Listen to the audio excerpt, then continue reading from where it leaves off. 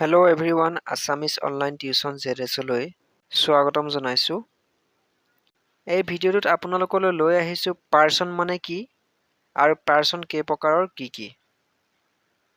সেয়েহে ভিডিঅ'টো শেষলৈকে চাব আৰু যদি ভিডিঅ'টো ভাল লাগে লাইক কৰিব। লগতে কিবা সুধিব লগা থাকিলে কমেন্ট কৰি সুধিব আৰু এনে ধৰণৰ ভিডিঅ'সমূহ নিয়মীয়াকৈ পাই থাকিবলৈ মোৰ এই চেনেলটোক সাবস্ক্ৰাইব কৰি লৈ কাষতে থকা বেল আইকনটো টিপি ল'ব। পাৰ্চন অৰ্থাৎ পুৰুষ।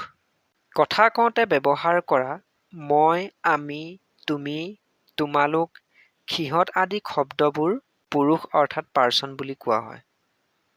ইংৰাজী ভাষাত যিমান নাউন আৰু প্ৰনাউন আছে সেইবোৰক তিনিটা পাৰ্চনত ভাগ কৰিব পাৰি।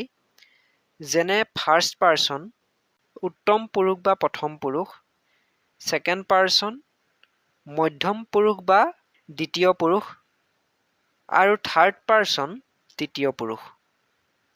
ফাৰ্ষ্ট পাৰ্চন আই, উই আৰু ইহঁতৰ বিভিন্ন ৰূপসমূহ যেনে মাই, মাইন, মি আৰু আজ, আৱাৰ আদি সকলোবিলাক একোটাকৈ ফাৰ্ষ্ট পাৰ্চন।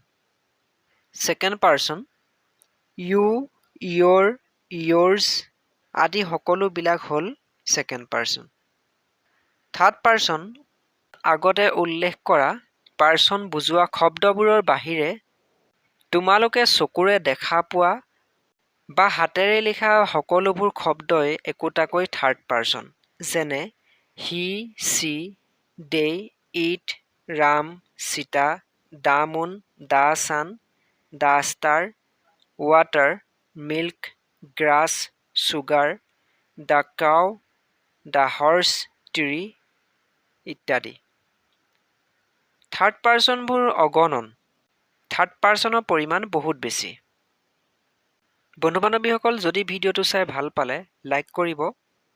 লগতে কিবা সুধিব লগা থাকিলে বা জানিব লগা থাকিলে কমেন্ট কৰি সুধিব পাৰে।